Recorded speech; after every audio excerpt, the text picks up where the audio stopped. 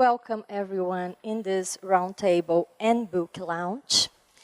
The Spatial Reformation, Euclid between Man, Cosmos and God is the title of Professor Michael Sauter's work. And it's our pleasure to have you here today, Mike, in this beautiful morning. I'm also pleased to have my fellow Gildo Magalhães. And nothing further, I give you Professor Michael Sauter. Good morning. Yes, thank you all for coming, and thank you to Dr. Ana Ola Tavares and Dr. Gildo Magalhães for the invitation to speak here today at the Institute for Advanced Study. We're passing around just a glossary of names. The talk that I will be delivering covers roughly 5 centuries of European intellectual history, and it's difficult to I think it's difficult to expect that everyone knows every single name that I will mention. So at some point when a name comes up, it is on the list for you, including the dates to kind of help orient people within the course of this talk.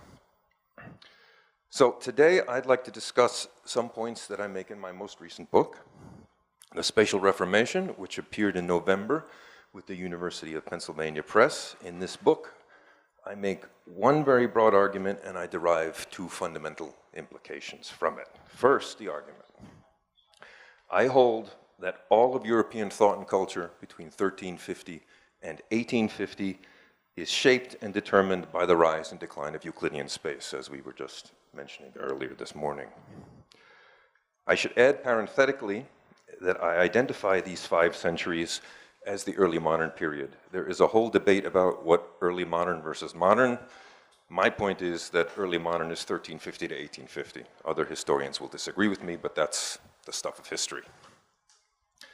Now the implications. On the one hand, and this is more for the intellectual historian types in the audience, my emphasis on space allows us to organize Western thought's entire expanse in accord with its spatial regime. So in the book, I suggest that we think in terms of pre-Euclidean, Euclidean, and post-Euclidean phases of Western thought. And as we were mentioning earlier, once you get into the post-Euclidean world, it gets really weird. On the other hand, and this is the second implication, and this is now more general for everyone in the room, my reading of space's role within European intellectual history suggests that in any given period, the underlying spatial regime determines how all things are known, and that includes especially things that none of us can actually see. So more than that I can't offer about the book because the argument goes down many avenues, and Gildo will be, I'm sure, willing to testify to that. And it covers just about every aspect of early modern European thought and culture. Instead, I want to illustrate my point about ways of knowing by radically shifting everyone's perspective and ask that all of you consider this image. See if I hit the right button. I did it. Okay, this photograph was taken in 1972 by the Apollo 17 astronauts as they were heading to the moon. I assume that the thing needs no introduction. So let me pose a question. How many of you have actually seen this thing with your own eyes? That is to say, how many of you have been far out enough in space to enjoy this panorama? I didn't think so. Yeah. No Apollo astronauts in the audience. Nevertheless, even though none of us has ever been far out enough out there to take in this view, all of us know immediately what this giant body is. And this fact leads me to another question. Can anyone tell me what's odd about this picture? It's upside down. Here's our Earth presented correctly. Okay? And that is in accord with the demands of our collective imagination, because none of us have ever actually seen this thing, and yet we think it has an up. So I want to pause for a moment about the implications of this little experiment. We all share a knowledge base that tells us what this huge blob looks like, even though none of us has ever actually seen it. This is a rather odd epistemological situation, and it is worthy of much more discussion than I can offer here. For the purposes of this talk, though, I want to concentrate on 2 themes within the many and varied problems that my book discusses. First of all of us are certain that this thing has an up even though none of us has experienced it in a way that allows us to apply this up. And consider along these lines that up in daily life is just this, the earth below and the eyes looking upward. And that means that we deploy an up in our lives here on that earth that differs from the one we apply to the earth as a unitary body, which of course we've never seen. Second, and this is perhaps the strangest thing of all, when we think of the earth, we apply this extraterrestrial up to this whole, even though, as all of us learned in modern physics, there's no up in outer space. We simply float. So our image of the blue marble, and that is actually what NASA calls this picture, cannot be taken as a mere representation of a scientific fact, but must be seen as a cultural construct that exists within a shared sense of space. And this space has a history. So this is where the intellectual history begins to enter. I cannot present even this history in its entirety, and in reality, I don't think I could do it in the book either. It's such a big topic. So I'm going to pull out one theme that cuts across the whole analysis. Namely, how within European thought's confines, Euclidean notions of space undermined ancient views of the divine. I take this route because the physical position that this thing requires us to take or to associate ourselves with was for probably 2 millennia associated exclusively with the divine. As you know, European culture long remained deeply Christian, which meant that the Bible's outline in the book of Genesis of a hierarchical, geocentric cosmos in which God was perched above and the rest of us languished below remained the basic frame of reference. And here is perhaps the most well-known example of this worldview within the history of science literature, a cosmological drawing that was originally published by the cosmographer Peter Appian in Ingolstadt, Bavaria in 1529. And if you will note, up there in the top corner, you can see the Latin phrase, habitaculum Dei et omnium electorum. That is the abode of God and all the saints. So what you see here is a cosmos that includes man and God, and we are down here at the bottom in this little blob, okay, which is earth, air, fire, and water. And the rest of the cosmos is perfect space.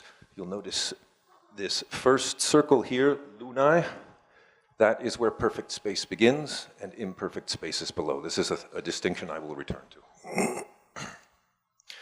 So against this particular backdrop, you can understand how a homogeneous space that denied qualitative differences between above and below, that is, a wholly Euclidean space of the sort you learned in high school, challenged this physical structure implicitly. And that challenge yielded what I call in the book the Spatial Reformation. So my notion of a spatial reformation is rooted in something about European thought's development and culture that has long been overlooked among intellectual historians. After 1350, European thought came to have 2 sacred texts, namely the Bible, which is the obvious one, and Euclid's Elements. Both works had, of course, been accessible to the medieval culture that preceded the early modern one, and both rapidly entered print in the 15th century in the wake of Johannes Gutenberg's perfection of movable type. Indeed, and this is something that I have discovered is completely forgotten among my colleagues in intellectual history, the Elements is second only to the Bible in terms of the total number of print editions.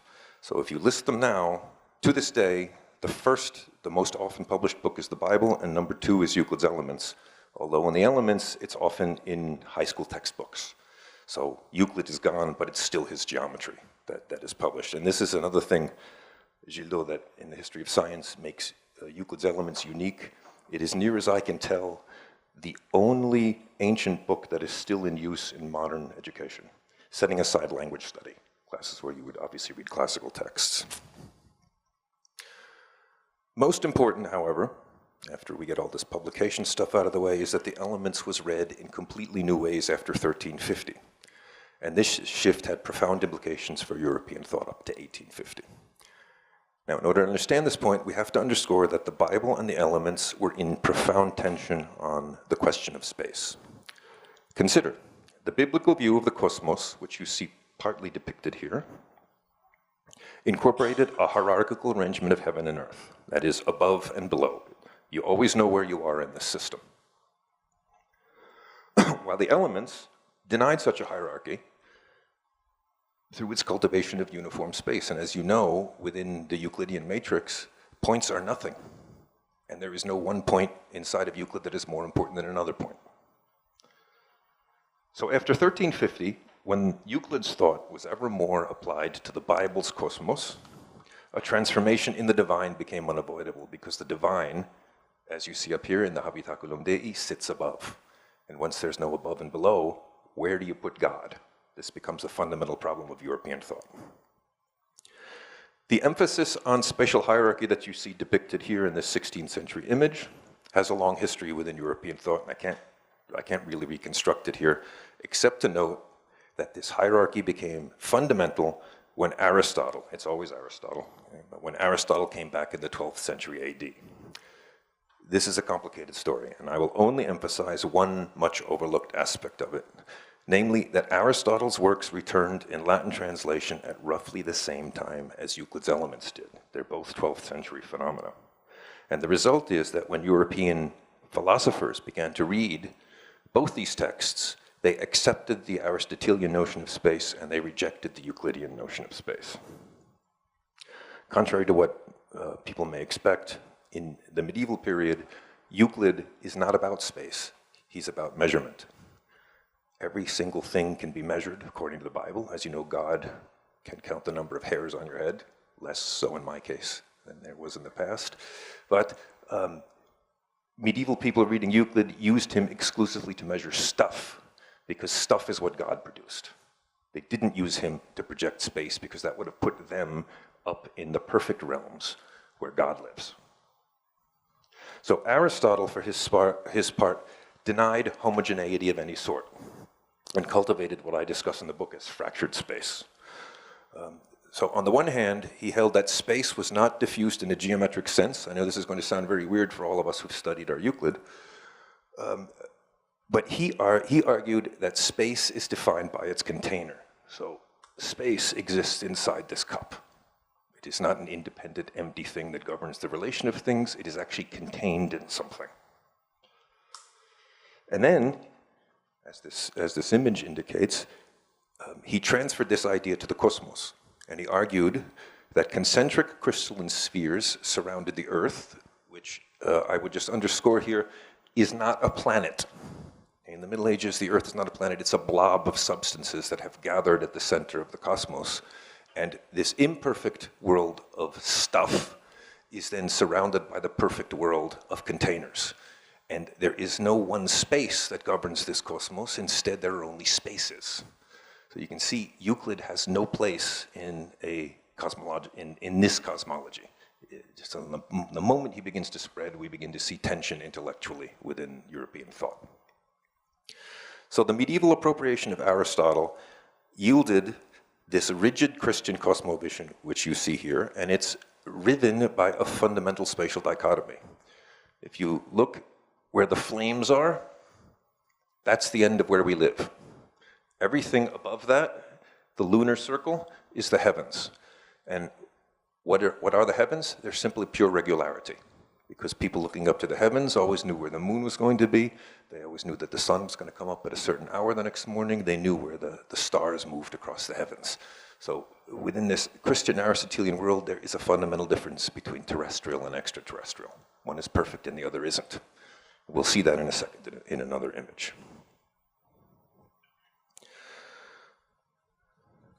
So in this context, it was critical that Aristotle also argued that the heavens were qualitatively different from the terrestrial realm, because this paralleled, conveniently, Christianity's view that God was up in his abode.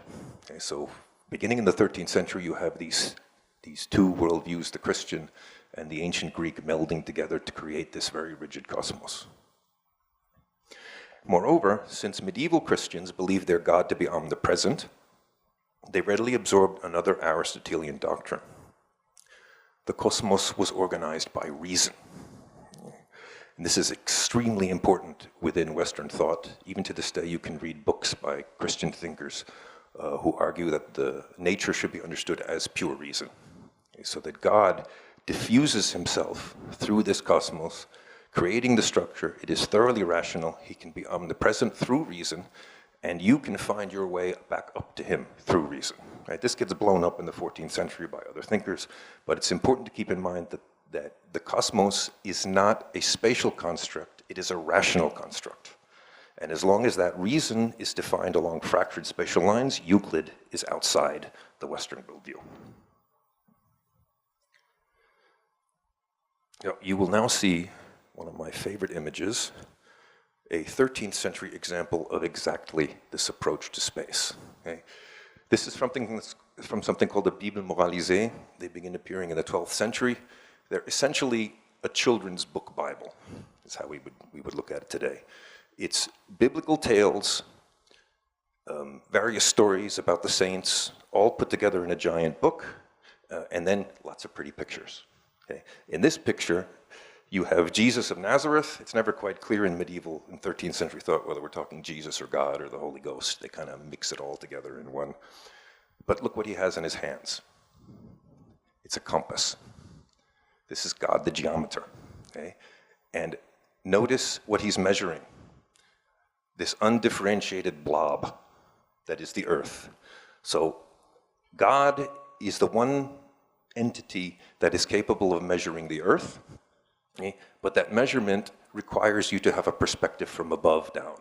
You don't measure the earth if you're standing on it looking up.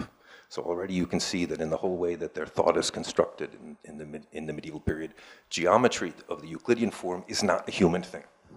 It is an extraterrestrial thing. So I'll now pursue in more detail how Euclid's space is received after 1350 and how this alters the long-standing hierarchical relationship that we see presented here in this 13th century image. By the way, if you're interested in this image, it's in Vienna. There are not many copies of these Bibles moralisées around. One of them happens to be in Vienna, one is in Paris. And they're all on the internet if you want to see them. This is just the one I could get the rights to. They didn't want to charge me, so I took it. There are others, however, that are prettier, but they're expensive. So here I turn now to a great Renaissance thinker, a man named Nicholas of Acusa. Some of you may have run across him before. In 1443, while pondering humanity's relationship to the divine as we see it expressed here, Acusa wrote the following, I quote, "Thus man is God, but not absolutely because he is man. Humanly, therefore, he is God. Furthermore, man is a world, but not comprising all, because he is man." End quote. This meditation on man points to the fundamental trend in early modern thought and culture from 1350 to 1850. God's slow departure from the intellectual center, where you can see him here with his compass, and his constant marginalization to the point that humanity occupies that very spot. In essence, we want to get to the point where humanity is the one holding the compass. Acusa didn't initiate this pending swap, but he sensed its onset, and he intuited its most significant implication, namely, to celebrate humanity's ability to think its world altered the relationship between the human and the divine. Another example. In 1482, the Italian humanist Francesco Giri wrote that the then recently reinvented terrestrial maps, that's another story unfortunately I can't get into here, but that these maps, quote, "offered divine intellect to human genius, as if it were by nature celestial, demonstrating how with true discipline we can leap up within ourselves without the aid of wings, so that we may view earth through an image marked on a parchment. Its truth and greatness declared, we may circle all or a part of it, pilgrims through the color of a flat parchment around which the heavens and the stars revolve." End quote. In 1536, the German reformer Philipp Melanchthon said something similar, although he was referring to geometry. He wrote, quote, "There is here great praise of geometry, which did not cling to inadequate and inferior human constructions, but flew into heaven and transported human minds, which were stuck in the mud, back up to the heavenly throne." End quote. Writing in 1603, William Shakespeare hit the same theme in Hamlet's exclamation, quote, "What a piece of work is man, how noble in reason, how infinite in faculty, in form, in moving, how express and admirable, in action, how like an angel, in apprehension, how like a god," end quote. Now, Shakespeare's readers know that the Prince of Denmark himself was not entirely taken with humanity. Nevertheless, Acusa, Giri, Melanchthon, and Shakespeare himself were certainly impressed, as is evidenced by how each associated the human imagination with the divine. What united all of these thinkers and their reflections on humanity was the era's increasing emphasis on the study of geometry. Medieval thinkers had also studied Euclid's work, but they concentrated on the planar geometry in Euclid's first 6 books, which meant they only dealt with circles and triangles. And here I'll have to step outside the presentation for a second. Euclid has 13 books. The first 6 are planar geometry. So triangles, circles, squares, that sort of thing. Then you get into 3 books, 7 through 10, which discuss the unity of number. So the continuity of number, number understood as a line, and then in the last 3 books, you get spherical geometry. And that aspect of Euclid was not read in the Middle Ages because they had Aristotle. So they only thought of Euclid in terms of his 2-dimensional geometry. They never even read this stuff on number because they couldn't understand it.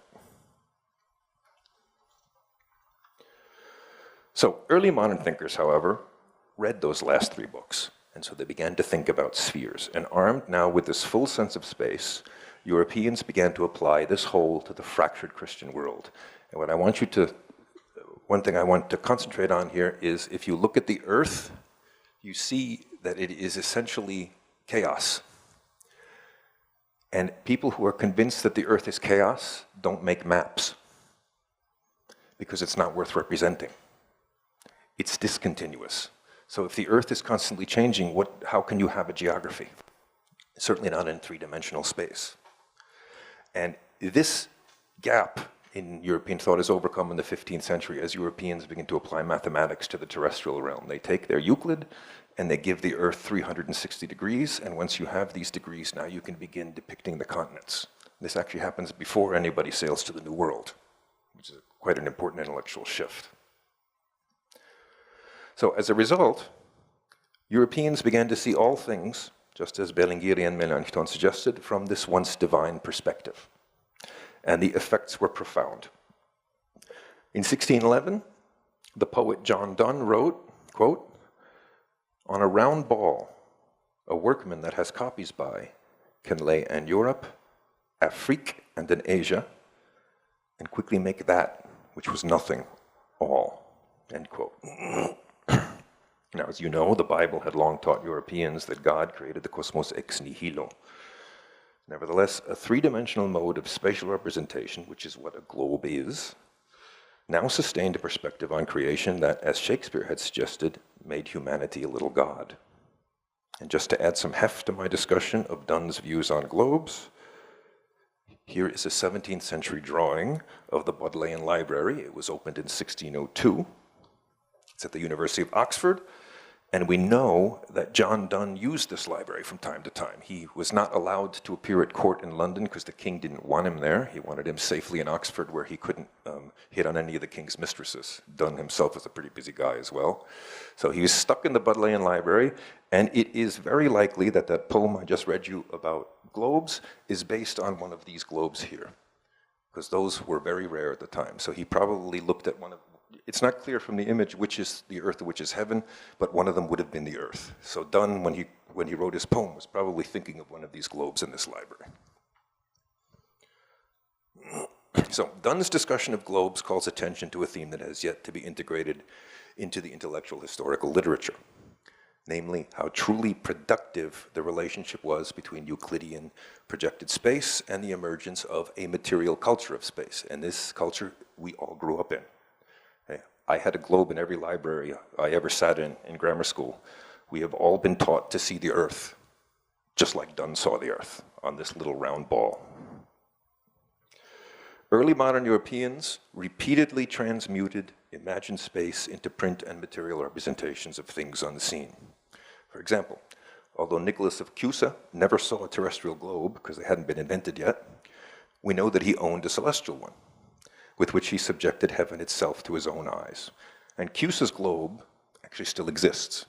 It's a little 15th century blob with a handle on the bottom, and you can visit it in Germany. It's in Kues, a little town on the Moselle.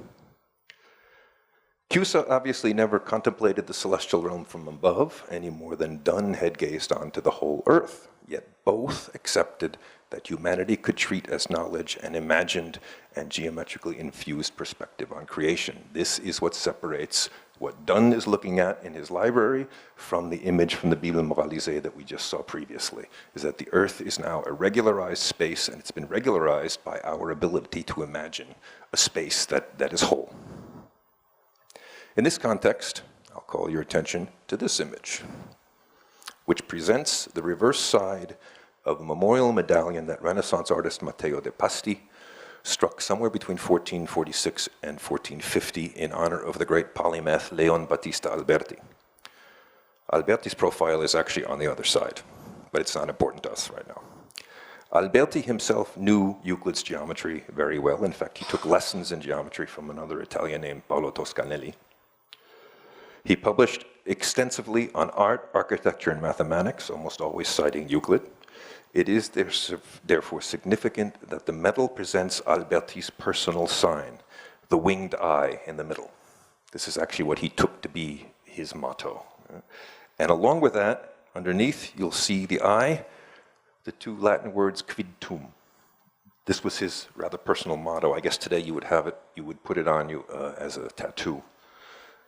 These two features direct our attention to the profoundest among space's effects. First, Alberti's winged eye expressly resituates humanity in relation to the medieval physical cosmos because it liberates the human gaze from the terrestrial realm. The eye is now floating through an open space. So whereas human beings had once always looked up to the heavens, they could now go out and look back. And second, this is the really funny part, the Latin motto evokes a renewal of humanity's relationship to the divine insofar as quid tum translates roughly as what now? In proper English, what then is how we would say it. So what we have here is a representation in a medallion of humanity's liberation from the terrestrial realm, and all of this is happening because they've been reading Euclid's Elements. They are now free to move their mind about space. So in this respect, I ask you to contemplate another image. This is a rather famous one in the history of science, as Gildo can surely tell you. It comes from Johannes Kepler's Mysterium Cosmographicum, a justly famous cosmological work that the then very young astronomer published in Tübingen in 1596. Kepler was trying to explain the distance between the planets' ostensibly circular orbits. This was a long-standing problem within cosmology, how to explain why the planets are at different distances from each other. So he inserted in between each planet's orbit a different, what are known as Platonic geometric forms. And he later concluded that he's wrong. Okay? And the reason that he was wrong is that the planets don't actually move in circular orbits, they move in elliptical orbits. So all of this Platonic stuff comes tumbling down. But amidst all the celebrating of Kepler's discovery that the planets are elliptical, we've lost something. This image, like all future cosmological images, are bathing the cosmos and the viewer in uniform geometric space, because we are now looking at something that could be built, like the globes in the library, could be put in front of us, produced by someone who's imagined space, and we have to imagine ourselves as being above the cosmos. So we are now in habitaculum Dei. So this had two effects. First, thanks to the production of a material culture of the cosmos, humanity could look down on the solar system from the once divine perspective.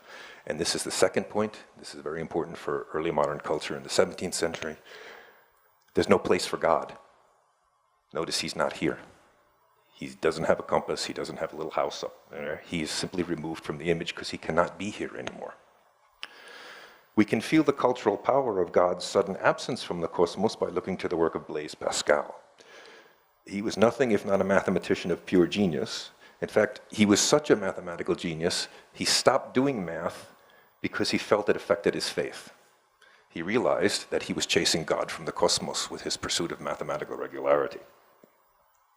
In 1654, for example, he wrote in his spiritual notebook, the Pensées, quote, "The eternal silence of these infinite spaces fills me with dread. How many realms are unaware of us?" End quote. And Pascal's astral angst takes on an added significance when juxtaposed with this introductory fragment from his greatest book, quote, "The year of grace, 1654, Monday, 23 November, feast of St. Clement, Pope and Martyr, and others of Roman martyrology, eve of St. Chrysogonos, martyr, and others, from about 10:30 in the evening until about midnight," end quote. I'm thinking about starting my next book off like that too, yes. Unlike John Donne, for instance, Pascal is a heliocentrist. So how is he going to construct his relationship to God? He can only construct it historically, which is to say, I was here at this point in your calendar. You can see how the divine and space have been utterly separated because it doesn't matter where you are on the globe. The only thing that matters is when something happened, and that is a Christian timeline. So, but another way, since the earth is now in motion, the Frenchman has no choice but to use the Christian calendar to locate his religion. And one result was this pervasive fear of being alone in this hugely empty cosmos. And there's a chapter in my book on this, but one of the issues that absolutely roils 18th century thought is whether there are aliens and whether they have geometry. This is one of the big questions. And some scientists say, well, of course they have geometry. They have stars up above. And other scientists say, yeah, but they don't speak English or German or Latin or anything else, so how could they have Euclid? Anyway, it's a huge fight that runs well into the 19th century.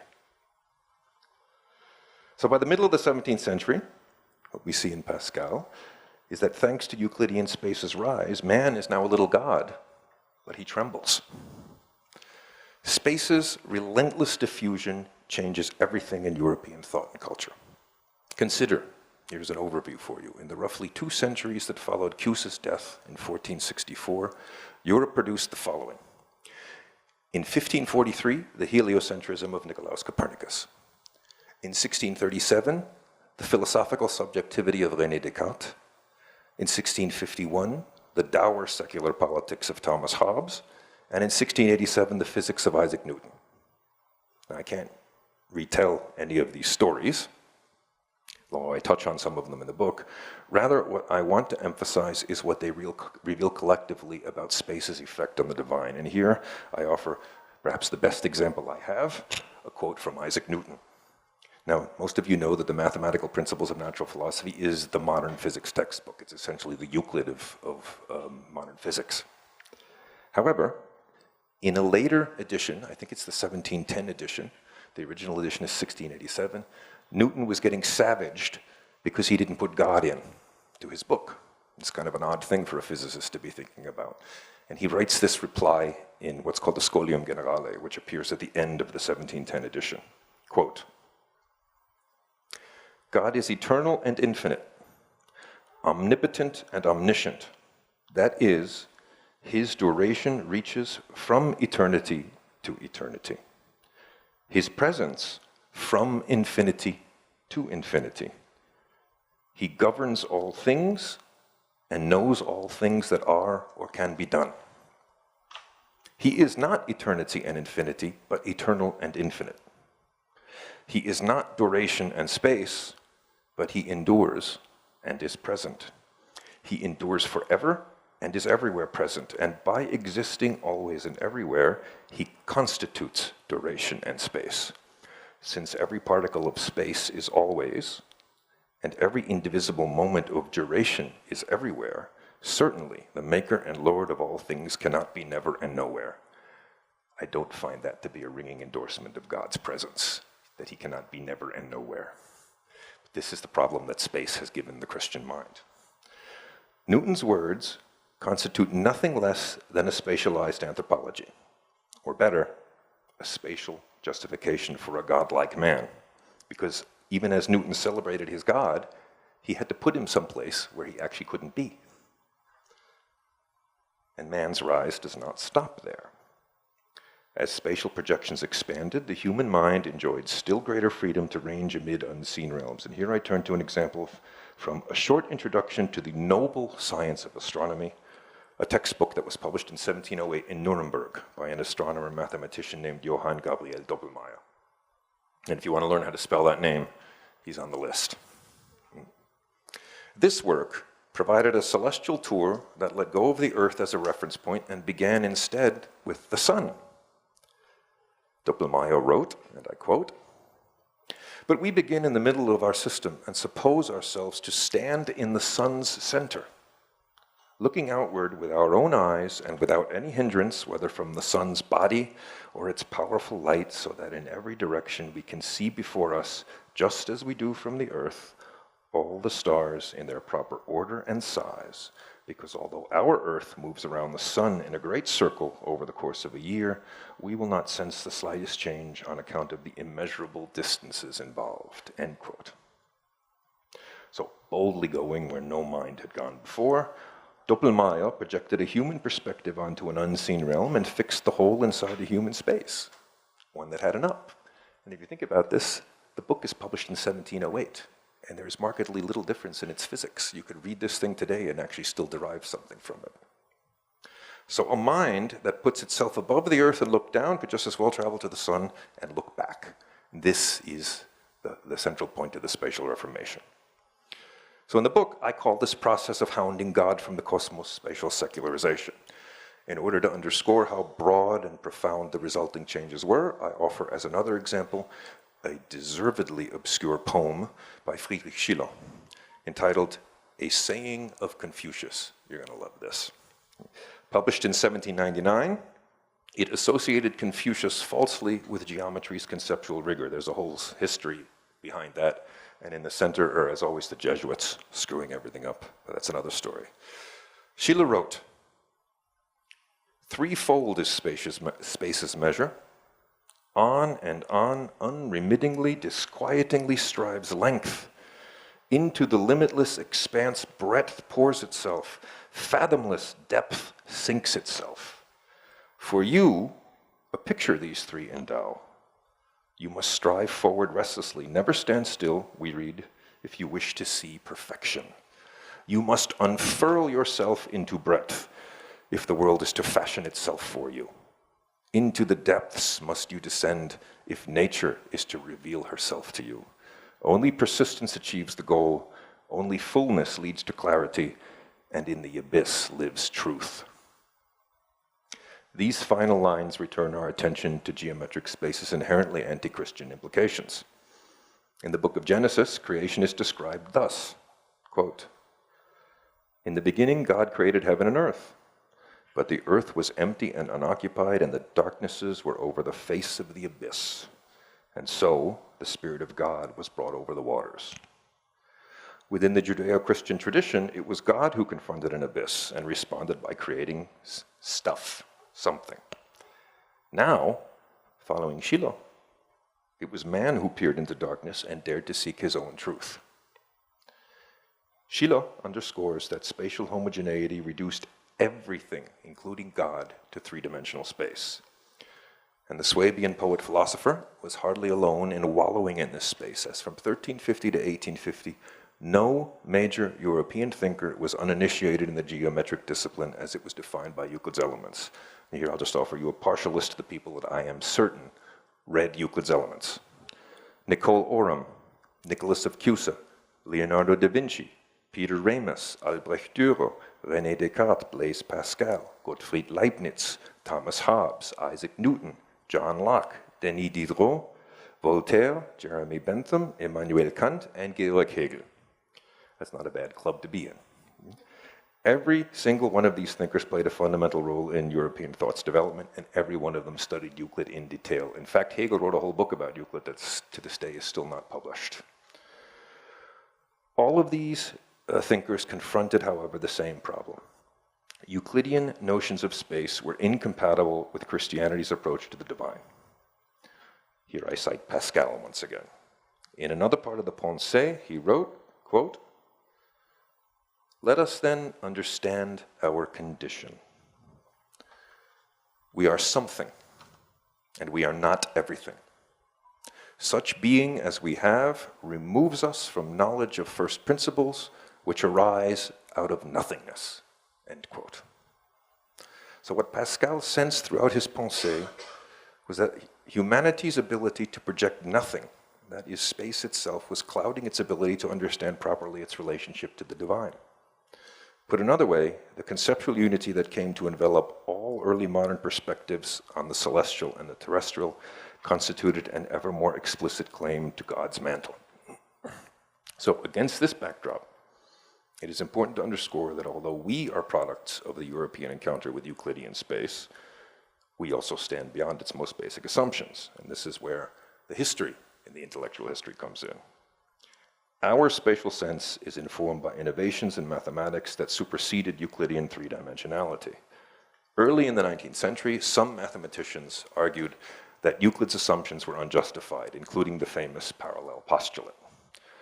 Rather than go into this history, I'll just summarize the main point.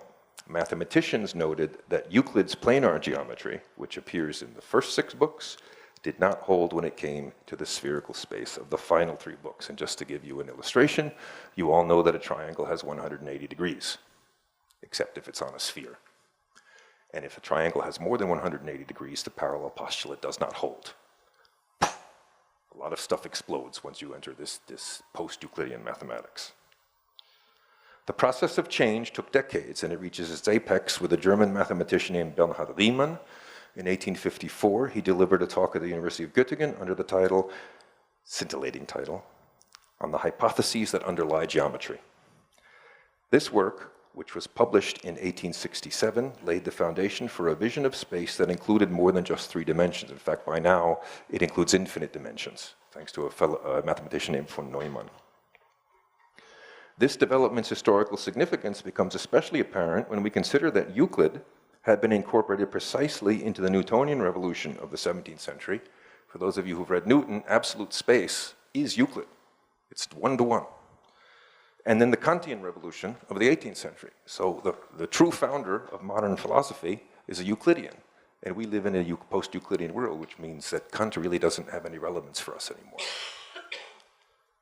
So once Euclid is dethroned, everything comes tumbling down, including God. I'll come back to the main point. So it's not surprising that at the end of the 19th century, new forms of intellectual desperation arose.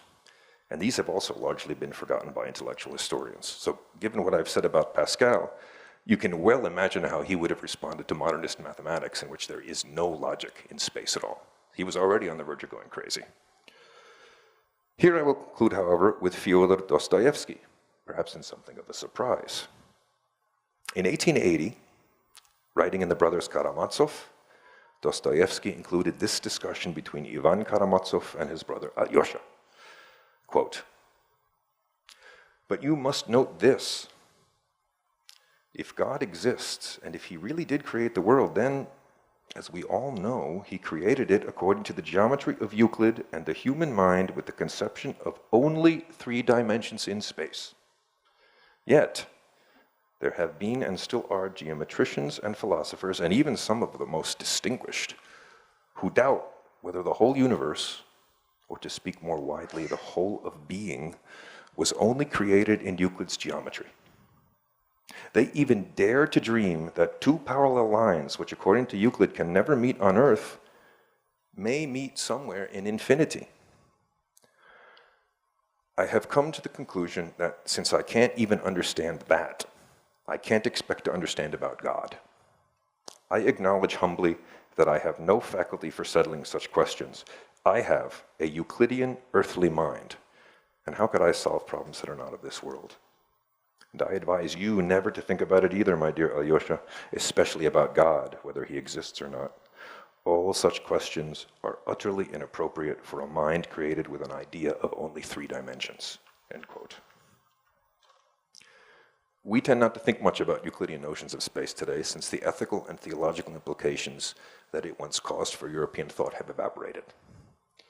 And this is mostly because our modernity is determined by our very ability to accept alternative notions of space. And if you have any doubt about that, just go to a science fiction movie, where you see all sorts of odd notions about space put up there on the screen for you. So keeping this point in mind allows us to understand a bit better how important Euclid once was to European culture, including especially its long-standing confrontation with the divine. In this context, Ivan Karamazov's fraternal advice makes two things clear. First, as I noted at the outset, we can understand the history of European thought as a series of successive spatial regimes, which boils down to essentially pre-Euclidean, Euclidean, and post-Euclidean.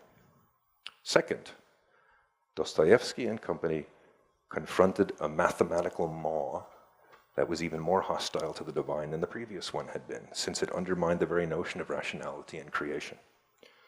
And in this context, we can see that from an intellectual historical perspective, something extraordinary happened.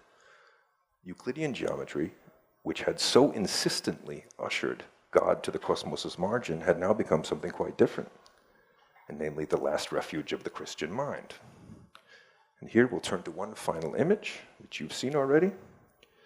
We can see our planetary home now with a new set of eyes, ones that allow us to recover something from a past that is now forgotten for reasons many and varied. And although we're quite comfortable with seeing the Earth in this way, that is, at a distance that we've never actually experienced, the conceptual unity that envelops this spatial whole, and that even makes it possible for us to understand it as our Earth, dates to the Spatial Reformation's initial claim to God's mantle. Thus, using the history of space as our primary reference point, we can see that although the little God still moves his mind to the heavens, he has, after centuries of dialogue with the divine, ceased his trembling. I thank you all for your time.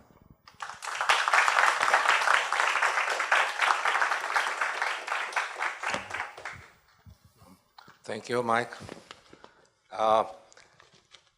What we'll do now is I'll have a short dialogue with Mike on the topics he has just presented.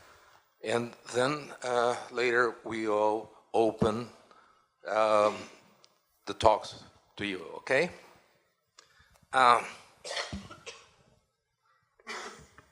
So this is the book. And I must say it's a solid piece of intellectual history, bringing us from Middle Ages and Renaissance to postmodernism even. And I think that his cultural links, Mike's cultural links to our heritage, our European Occidental heritage, are really something to ponder about. And I'd like to just add a few questions, perhaps, and comments. First of all, about your time framing.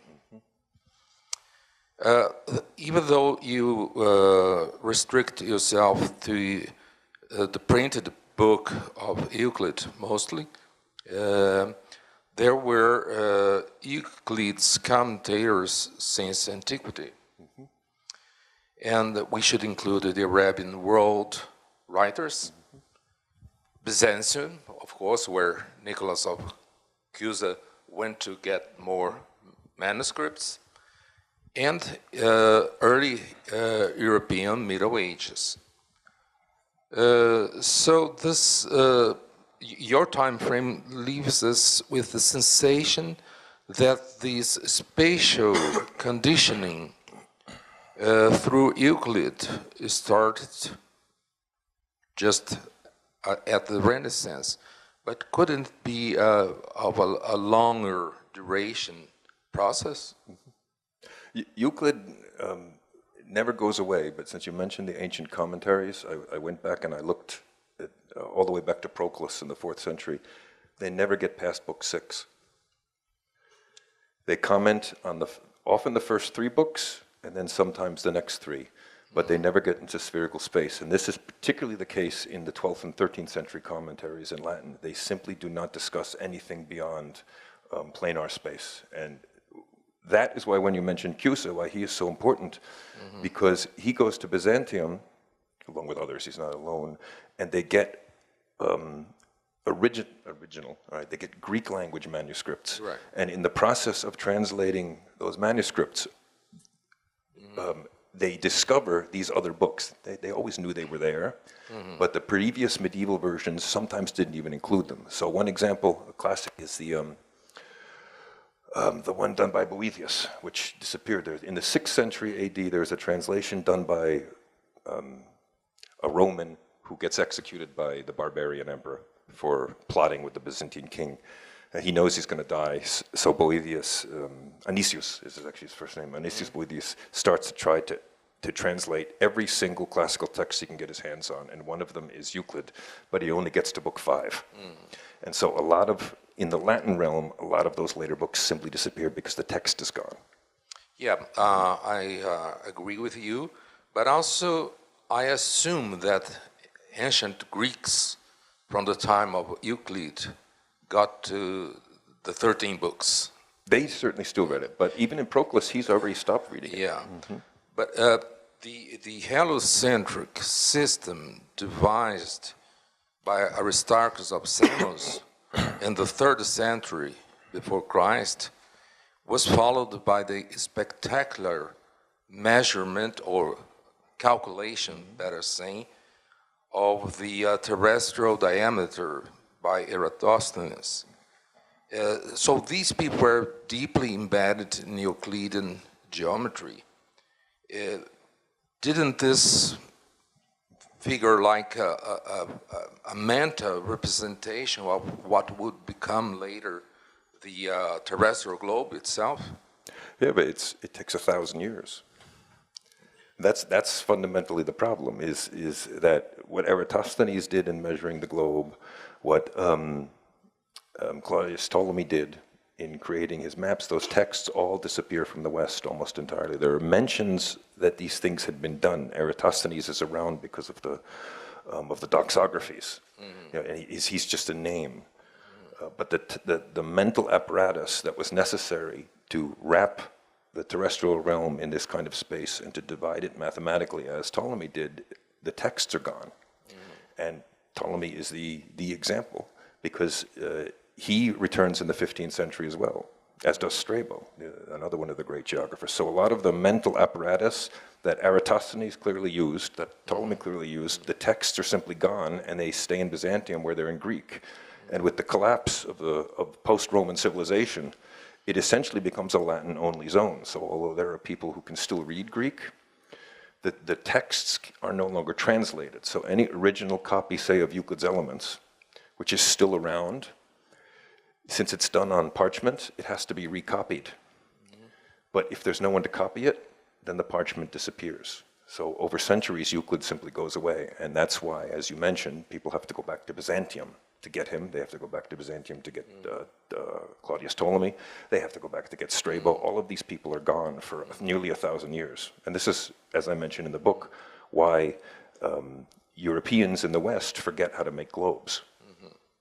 There's no globe made in the West between the year 400 and the year 1400, period, as far as we know. Well, Mike, I suspect that it didn't disappear at all. It persisted perhaps in small circles and so on.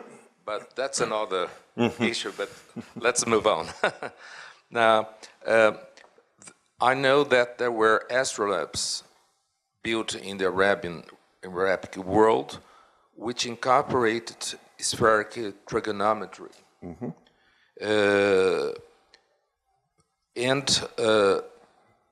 There, as you mentioned, triangles, angles, sum is not 108 degrees. Do you think that this Arabian step, which the Europeans only achieved later in the 17th century, did this defy traditional plane geometry for at least Arabs?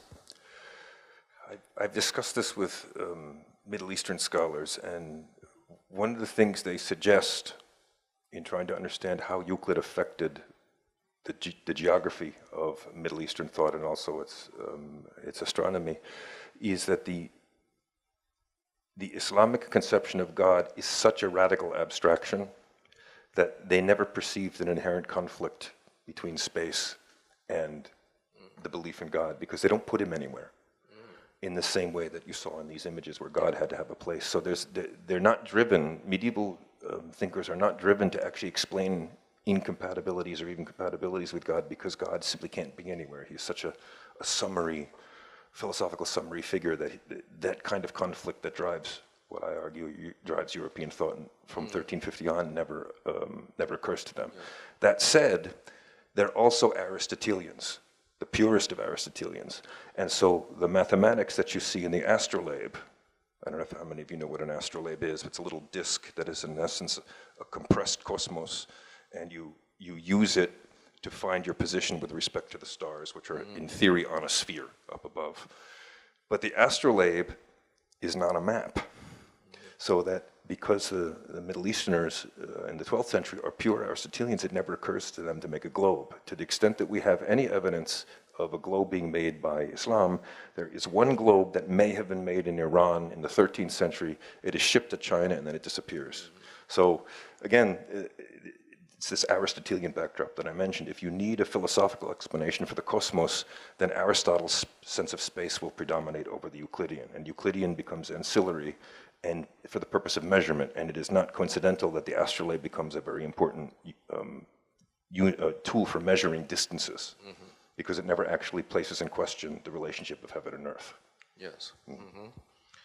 How do you see the importance of linear perspective as formulated by Brunelleschi around 1415, written down by Alberti, just about the same time, and practiced at first by Massacius in his Holy Trinity regarding spatial consciousness? It is one of those things that raises philosophical issues for anyone in the Renaissance. The theory of linear perspective is based on the notion that the canvas, or whatever it is they're painting on, is essentially a window. And the window comes with 2 points. One is what's called I think it's the vision point, they call it? The vision point, and then the disappearing point. We say also fugue point. We in Portuguese say fugue point. Okay, so you have essentially 2 triangles, right? But what fascinates Renaissance artists, Albrecht Dürer is a particular example because I noticed he used his melancholia in the image. What fascinates the Renaissance artist is that this whole is entirely humanly constructed, so that human beings can paint on the window. You can have someone in the physical world looking through the window and seeing another world which is also human. And these 2 things are then combined with Euclid's Elements. So it is no it is no coincidence that all the people you mentioned, particularly Alberti, took lessons in geometry, because they were thinking about angles in a uniform space. And if we go back to the medieval image, Jesus of Nazareth with the compass, even though the whole image is geometric, there is no perspective, okay? Because it's depicting. It's a religiously symbolic depiction of humanity's relationship to the divine, which has no place in that kind of production of space. I also find it striking that the early painters of the spirit achieved spherical perspective, like, for example, the Van Eyck portrait of the Arnolfini marriage. With the globe in the background. Yes. And that would lead perhaps to imagine something out of this world. Globes keep appearing in, especially the paintings of the 16th and 17th centuries, because they're perceived as the highest intellectual achievement of European thought, is that we can take the whole earth and stick it on this sphere. This is what Donne was writing about, and produce knowledge. So wealthy people started to buy globes. Ambassadors would have globes. There are all sorts of. There's a famous painting from the same Dutch school of, I can't remember which set of ambassadors. Oh yes, Holbein. And they're standing there like this, you know, because it's like having a big horse. You know, you have your globe and you're displaying your knowledge. your status as a Renaissance person by having one of these globes in front of you. They were enormously expensive in that time. But one of the things I argue in the book is that to put a globe into a painting isn't simply to extol the virtue of the person you're painting, but it's to show the uniformity of this spatial knowledge, because you, as a person outside the painting, are looking inside to this world. The space is continuous across the frame, across the window pane, and inside that world, the same rules apply. So that's the Cusan problem, because what Nicholas Cusa says is, even though we're not everything, we are still these little gods, and we are creating our culture. And in creating our culture, he thinks we eventually bump into God. Others later say, no, actually what we're doing is that we're expelling God. Yeah. And also Cusa is related to the infinity in mathematics. You know, one of his famous statements is that the circle, there's no center. The center is everywhere. So it's moving out. Which he gets from 6th century writers, right, who are trying to figure out what to do with Euclid, but can't figure it out. Because they can't relate Euclid to the divine. Okay. Now, getting back to the spatial reformation, we have the problem of cartography, map making, because it was soon realized that every projection, like Mercator's projection and others, induced to errors. I mean, they are not exact, they can't be exact projections of a sphere onto a plane. Do you think this is also relevant? Funny that you should mention that. I'm writing a book called The Cartographic Fool, which we just discussed earlier. And what I see in the 16th century is that the problem with cartography, for some people, not for everyone, but mostly for Catholics, is that in order to create that kind of map in which you get the whole globe laid out flat, you have to contort the terrestrial sphere. So Mercator, what he did in his famous map is he turned the Earth into, in effect, a column, and then he sliced off the geography and he laid it flat. If you're a Catholic and you associate, as in Catholic devotional art did, Jesus of Nazareth with the sphere, the Erdapfel is what they say in German, with the little cross on top, it's called the Globus Cruciger. If you associate Jesus of Nazareth with the sphere, you inherently cannot accept a map that distorts the terrestrial surface. So there are all sorts of debates in the 16th century in Antwerp, which I happen to be studying at the moment, about what to do with this. What kind of map is most appropriate? And what happens is that the Catholics begin to emphasize hemispherical projections. So instead of giving you the whole Earth as a sheet, they give you two halves of the orange. And that then allows many of them, not all of them, but many of them, to see geography both as a way of learning about the Earth, but also as remembering Jesus of Nazareth's sacrifice. And you get a split. It actually gets down to a split in Bibles. I've just been studying this. If you look at the King James Version of the Bible, it has a map in it of the Holy Land, complete with geographic coordinates laid flat. Whereas a Bible, the Biblia Regia, which is produced by the Spanish in Antwerp in 1572, I think it's finished, has the two hemispheres as its map. Yeah. So that you don't lose sight of what's really important. Very interesting. I want to go back to Kepler's use of geometry. Because you showed us the Mysterium Cosmographicum, famous representation.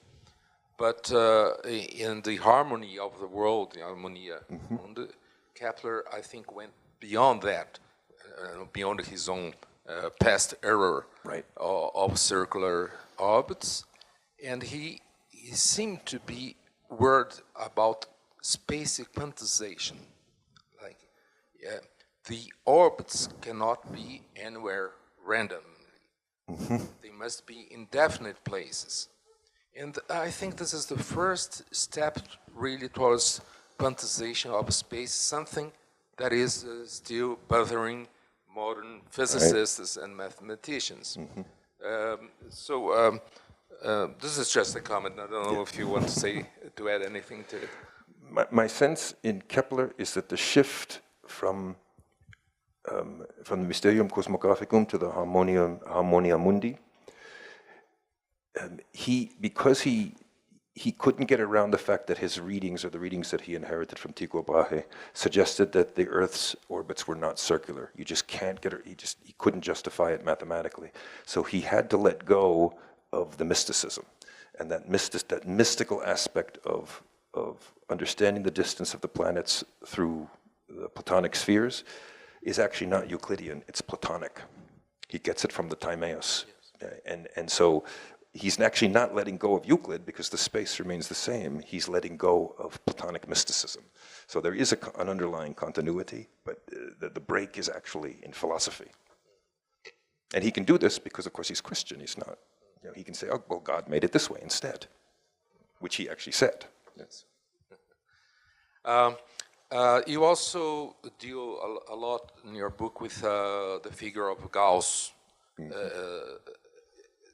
He was the prince of the mathematicians, and yes. But his brain is still in Göttingen. Yeah. If you want to see his brain. I actually saw one of his stone marks near Braunschweig, mm-hmm. Germany, where he tried to measure as much as possible to see if triangles in space, our space, really sum up their angles to 180 degrees. Mm-hmm. And that was a way of proving, although Gauss endowed in known Euclidean geometries as well, but I think he insisted on the fact that this world is Euclidean. Mm-hmm. Mental worlds could be something else. Mm-hmm. I don't disagree, and this is why he sent his student. Yeah. Riemann was his student. He suggested the dissertation that blew up Euclid, but Gauss himself was a down-the-line Protestant. Although he was an advanced mathematician, he was a down-the-line Protestant. So the whole idea, even though he claimed he'd invented it all before his student, I don't think he actually went there out of religious reasons. And one final comment. You want to say something? One final comment is about what is at the very end of your book. I'd like to see something more of it when you mention the fractured space of cubism. Mm-hmm. Because, for example, Picasso's The Mosaic d'Avignon is also frequently cited as his conversion to relativism and to non-Euclidean geometry. Do you agree with that? I agree that the shift to cubism, it's not just him, of course, there are other artists, is basically the final end of Platonism. I'll put it to you that way. I don't necessarily think of it in terms of Euclid. I'll put it this way. There is a mathematician named Paul Tannery, 19th century France.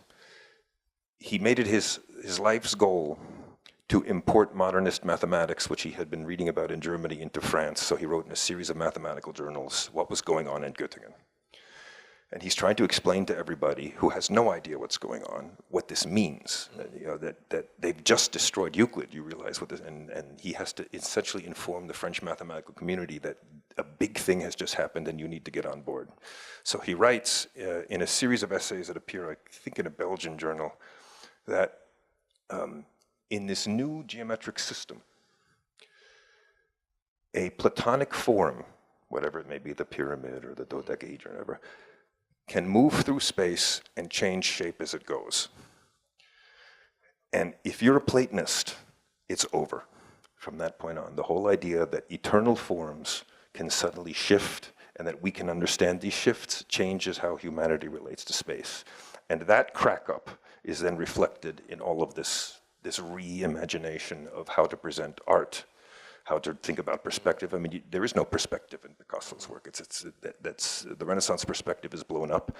The whole idea that there's any eternity that you can produce with a canvas is blown up, and it's rooted in this explosion of modernist mathematics, which after 1850 dominates, as I mentioned, with you have Dostoevsky writing about it. Yeah. Everyone in the late 19th century is being forced to confront with the fact that all of the verities have been blown up by the mathematicians. You can't read Euclid anymore, you can't read Plato, Aristotle's been dead for centuries, where do we go? And you get this explosion of people taking art in different ways. It's not just space. If you read if you look at the German expressionists, who are doing their work at much the same moment that Picasso is, they give up on shape entirely and go into color. Mm-hmm. Painting is about colors.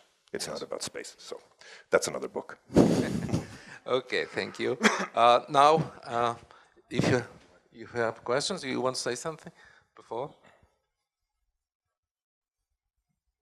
I want to thank Michael and congratulate you for your brilliant speech. It was very provocative. Buy the book, please. So, I will. And I would like to propose some question. Since assuming that space can be a representation, can we talk about rhetoric of the space? Rhetoric of space? Rhetoric of the space. I would begin with the logic, because particularly in the 17th century, people begin to appropriate Euclid for his logic entirely. That is, he becomes that. They almost forget about his space. And so the significance of his style of argumentation is that every step is clear. You begin with a certain supposition, you then ground that, you elaborate that supposition in steps, and then you reach a conclusion. And to the extent that there is a rhetoric, it's not the classic rhetoric, the idea of persuading, it's that there is a structure inside the human mind that Euclid has encapsulated perfectly for us and that we must bring to our children. So John Locke, for instance, writes a whole book on how to educate students properly without destroying their brains. Not a topic that's, it's a topic that's relevant, I would think. And he says you should read Euclid. Every child should read Euclid so that they learn how to structure their arguments and then enter into debate with the madmen, because those are the people he was really after. So it's not the Ciceronian idea of persuading the crowd and getting them to go to war. It's the idea that you can take serious subjects and reduce them to these little blocks and then present them as logical arguments. Thank you very much, Michael. I thank Gildo, my fellow and friend from my department, for his comments. And now we have perhaps 10 minutes for questions from the audience. Se vocês quiserem, pode fazer em português e a gente... We can translate it.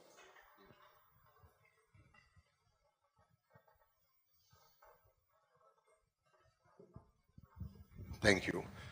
I'm a plastic artist, and your speech, thank you, Gildo, because you made me happy with your observations, because I would feeling some commentaries about the importance of the spatial reformation in art, in the world art, especially because you mentioned the book of Albert, who wrote the book Daptura, where he tries to explain how to interpret the 3D world into the words. That's very interesting. And this spatial reformation brought to world of art many others interesting points of view concerned about God, for example, concerned about the social meaning where people were living at that time, And that's very interesting because linear, when you are bored, linear perspective, I was, oh God, somebody, perhaps you are bored this in his book. Concerning also your observation about Picasso and relativity, no? Yes, we think there is something alike, because when this movement was appearing, no, the context, the idea of relativity of Einstein was also in the media, no, in the thought of people. You know, the best artists along the history, human history, was also talking to the philosophers, now scientists, no? So they were also, at the time, great artists, of course, no? Following what was discussing in philosophy. So I think, yes, this is. But I would like to finish with a question. When you read the books of Ptolemy, no, a part of linear perspective, it's a comment because one of the books was lost, so we have the information only about commentaries. But as artists, when you learn these comments, you realize that they knew the linear perspective, yes, because he was explaining exactly how we teach in schools. No, we explain exactly like Leon Battista Albert. You said, you mentioned the glass, the window glass. Right. No, that's very interesting. I was teacher in Liceu de Artes e Ofícios, and you use the windows glass to teach to the students to draw using the lines, because it's easier to them to understand. No, that when you are trying to explain in words. So do you think they also knew linear perspective in the times of Ptolemy? Thank you very much. I think there's evidence that they did, but the problem is that so much of their art is gone. And to the extent that we can ascribe a linear perspective to them of the sort that we use, which is in the plastic arts, and including certain aspects of the history of science, such as globes, you have to look to the archaeologists who keep discovering Roman living rooms. And in Roman living rooms, they almost always had these frescoes, and they very often included exactly these kinds of things, these natural environments with people, which required linear perspective, although we don't have the books in which they elaborated such a theory. But, and this is, you know, given my own personal interest, what often appears in these Roman living rooms are globes. So we know they had them. And we know that they used that mathematics and created the environment in which they lived according to this sort of stuff. What you mentioned about Ptolemy brings me back to the central point, which is that before really 1350, when the great reappropriation from Byzantium begins, is the almost total absence of the key texts. So Ptolemy's work of astronomy is known as the Almagest in English. It makes it into the Middle Ages. So there are 13th century manuscripts. But his geography disappears, and it stays in Byzantium until it's rediscovered in the course of the 14th century by I can't remember his name now, but an archivist working in Constantinople. And as the Turkish armies advance toward Constantinople, then a lot of these manuscripts are simply shipped up and sent westward to Florence, and this is why we have the geography back. But the geography doesn't come back until the early 15th century. So all of these intellectual apparati that were floating around in the world, you mentioned, they're gone. You know, there's a bit of a debate about this, but near as I can tell, with respect to Ptolemy's geography, which includes this spherical mathematics that you could use on Earth, there is simply no medieval Latin version, period. We have never found anything. The first Latin versions are like 1410, something like that. So, which is evidence that he's gone, in effect. Although people knew the text existed, they didn't have access to it. There's a question here.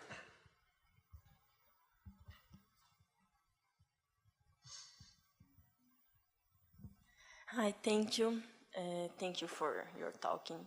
My name is Taimara, and I'm trying to speak in English. If I couldn't, I will ask in Portuguese. I would like that you comment more about the transition between the notion of place, because place it was important to Aristotle, and the notion of space, because they are different. So when you resolve the Euclid's proposition, you can see that he says two triangles are equals, and you have two triangles, and we know that our space is homogeneous, isotropic, and blah blah blah, but this didn't is not present in elements. So we can recognize that the space are in that form, but Euclid doesn't talk in space, in homogeneous space. So when occurs these transitions between the notion of place and space? I don't know if you understand. Yeah, no, when Aristotle is translated into Latin, place is locus. So he's interested in understanding what a given position's locus is, because he has to explain the functioning of the cosmos. And his central issue he isn't interested in where the cosmos comes from. That's Christian. He didn't know this, but that's a Christian interest. He's only interested in explaining motion. And to do that, he has to create this system of spheres in which you get perfect motion above, that through some gearage, which he never actually explains, is then brought down to the moon, and then inside the lunar sphere is chaos. It's just nothing but irregularity. So for him, locus begins with this hierarchical relationship in which you have motion beginning above, perfect, and then coming down to the center. And he then expands on this notion of locus because he has the theory of the four elements.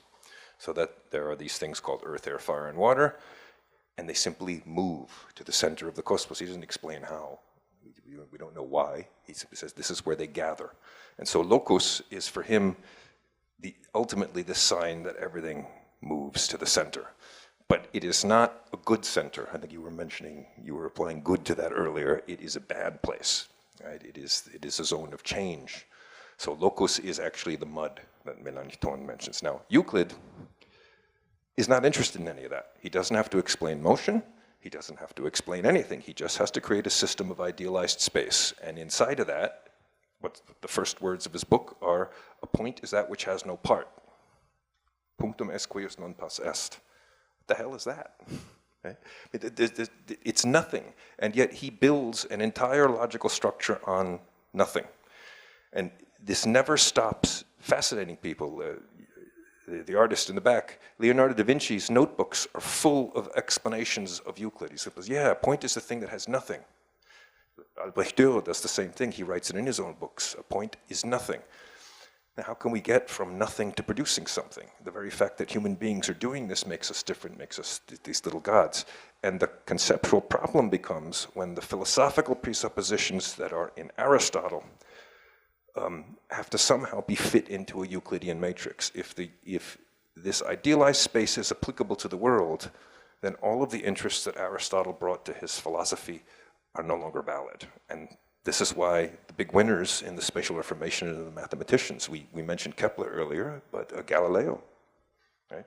He creates an entire cosmos through his physics experiments because everything is in the same space and subject, therefore, to the same rules. Okay. One last question, perhaps? No? Okay. All right. So, we can... podemos agradecer a todos por virem aqui. Agradecemos... We thank Mike and Ana Paula for having let us do this opportunity. And the debates always go on. Obrigado. Obrigada a todos.